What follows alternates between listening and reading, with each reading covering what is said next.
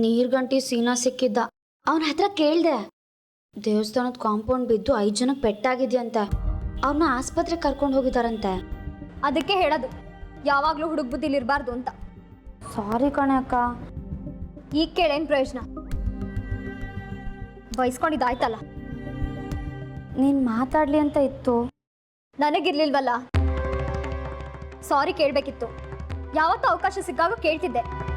ಅಷ್ಟರಲ್ಲಿ ನೀನು ಬಲ್ವಂತ. ಒಂದು ಮಾತು ಹೇಳ್ತೀನಿ ಕೇಳು. ನನಗೆ ವಿಕ್ರಮ್ ಸಿಂಹ ಸಾಹೇಬ್ರ ಬಗ್ಗೆ ಒಳ್ಳೆ ಅಭಿಪ್ರಾಯ ಇದೆ, ಗೌರವನೂ ಇದೆ. ಆದರೆ ಅದು ಅಷ್ಟಕ್ಕೆ ಸೀಮಿತ. ಅದಕ್ಕೆ ಮೀರಿದ್ದನ್ನ ನೀವುಗಳು ನನ್ನಿಂದ ನಿರೀಕ್ಷಿಸಬೇಡಿ. ನಾನು ತಯಾರಿಲ್ಲ. ಅವತ್ತು ಸಾಹೇಬ್ರು ಕಟ್ಟೋರು ತೋರಿಸಿ ಮದುವೆ ಮಾಡಿಸ್ತೀಯ ಅಂತ ಅಪ್ಪನಿಗೆ ಸವಾಲು ಹಾಕ್ದೆ ನಿಜ. ಆದರೆ ಆ ಕ್ಷಣಕ್ಕೆ ತಪ್ಪಿಸ್ಕೊಳ್ಳೋಕೆ ಆಡಿದ ಮಾತು.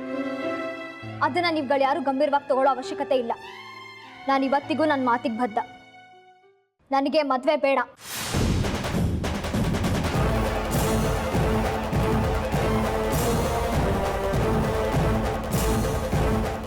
ಇನ್ನು 1 ತಿಂಗಳ ನಾನೇ ಅವ್ರಿಬ್ರು ಮದುವೆ ಮಾಡಿಸ್ತೀನಿ. ನನ್ನ ಮಾತೇನಾದ್ರೂ ಸುಳ್ಳಾದ್ರೆ ನಮ್ಮಪ್ಪ ಮೀಸೆ ಬೋಳಿಸ್ತಾರೆ. ನಾನು ಊರ್ ಬಿಡ್ತೀನಿ. ನಮ್ಮ ಅಕ್ಕ ಪ್ರಕಾಶನ್ ಮದುವೆ ಆಗೇ ಆಗ್ತಾಳೆ.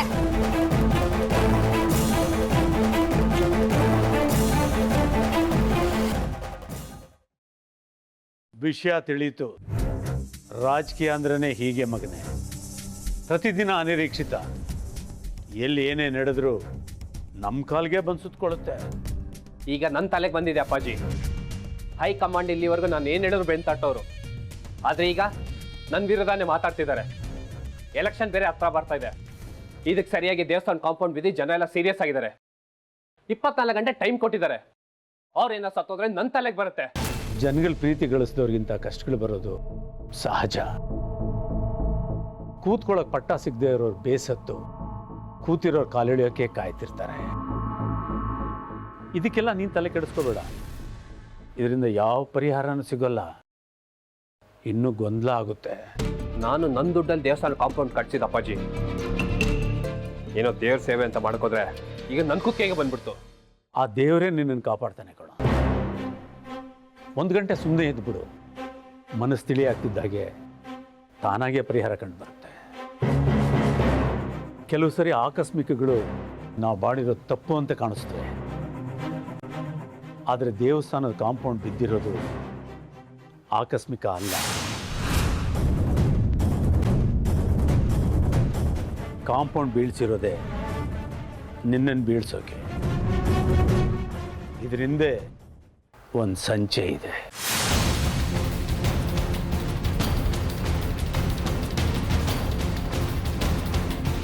ಇನ್ಮೇಲೆ ಪದೇ ಪದೇ ದೇವ್ರ ದರ್ಶನಕ್ಕೆ ಬರ್ತಾನೆ ಇರಬೇಕಾಗುತ್ತೆ. ನಿಮಗೆ ಆ ಭಗವಂತನ ರಕ್ಷೆ ಬೇಕು. ಅನ್ಎಕ್ಸ್ಪೆಕ್ಟೆಡ್ ಟರ್ನ್ಸ್ ಎದುರಾಗ್ಬೋದು ನಿಮ್ಮ ಲೈಫ್ನಲ್ಲಿ.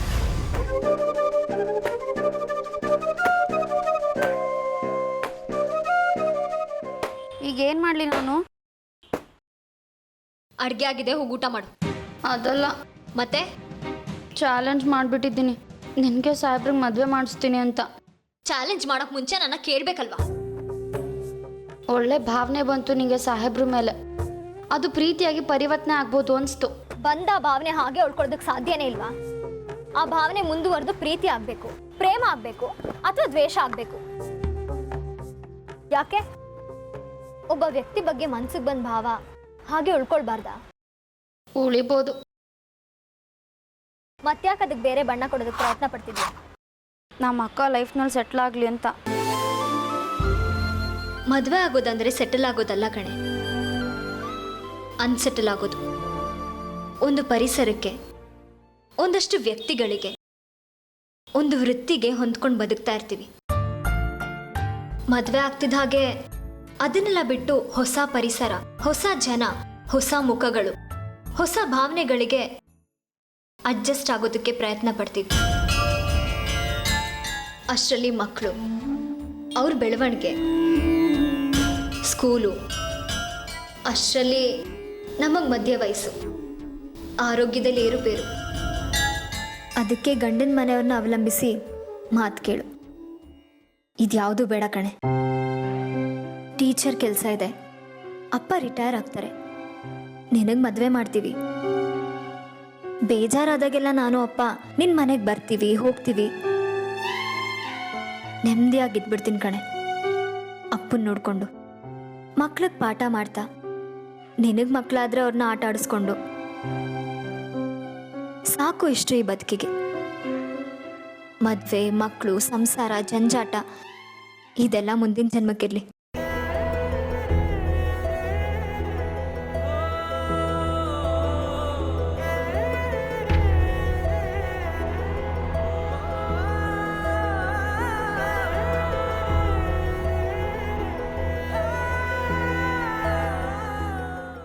ನೀನು ಮಾಡಿರೋ ಚಾಲೆಂಜ್ ಬಗ್ಗೆ ತಲೆ ಕೆಡಿಸ್ಕೋಬೇಡ್ವೆ.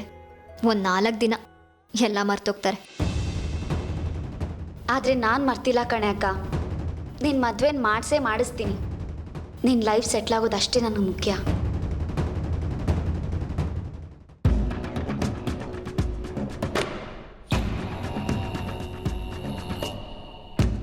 ಹೇಗಿದೆ ವಾತಾವರಣ? ಫುಲ್ ಟೆನ್ಷನ್ ಆಗಿದ್ದಾನೆ ಅಮ್ಮನವರೇ. ಚುನಾವಣೆಗೆ ಪೆಟ್ಟು ಕೊಡಕ್ಕೆ ಈ ಕೆಲಸ ಮಾಡಿದ್ದಾರೆ ಅಂತ ಯೋಚನೆ ಮಾಡ್ತಾ ಇರ್ತಾನೆ. ಗೊತ್ತಾಯ್ತಂತ ಯಾರು ಅಂತ?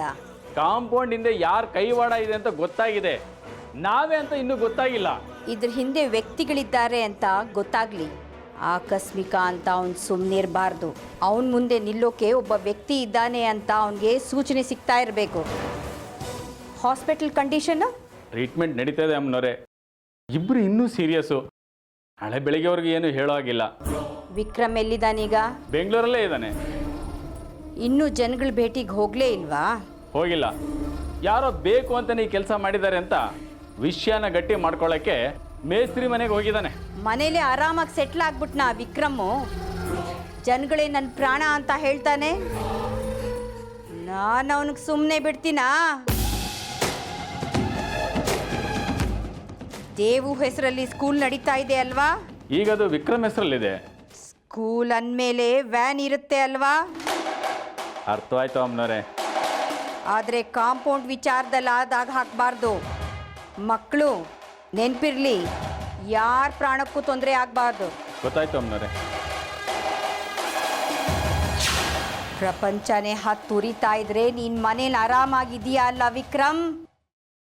ಹಚ್ತೀನಿ ಬೆಂಕಿ ನಿನ್ ಬುಡಕ್ಕೆ. ಸರ್, ಒಂದು ಇಂಪಾರ್ಟೆಂಟ್ ವಿಷಯ ಇದೆ ಸರ್. ಇರ್ರಿ, ಒಂದು ನಿಮಿಷ ಫೋನ್ ಮಾಡ್ತೀನಿ. ಯಾಕೋ ನಮ್ಮ ಟೈಮೇ ಸರಿ ಇಲ್ಲ ಸರ್. ಯಾಕೇನಾಯ್ತು? ನಮ್ಮ ಸ್ಕೂಲ್ ವ್ಯಾನ್ ಆಕ್ಸಿಡೆಂಟ್ ಆಗಿ 18 ಮಕ್ಕಳು ಅಸ್ವಸ್ಥರಾಗಿದ್ದಾರೆ ಸರ್.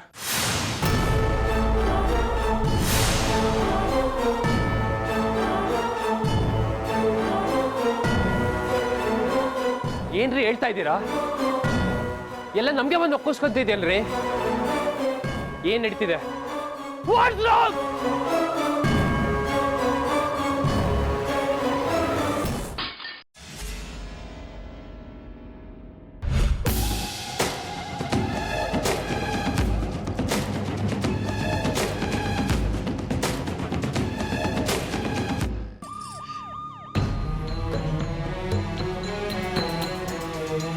ಹೌದು ಸರ್, ಸ್ಕೂಲ್ ವ್ಯಾನು ಸರ್. 18 ಜನ ಮಕ್ಕಳಿದ್ರಂತೆ ಸರ್.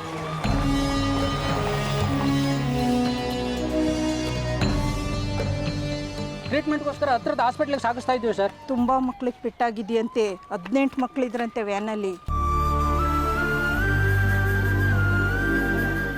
ಏನ್ ಕೇಡ್ಗಾಲ ಬಂತು ನಮ್ಮೂರಿಗೆ.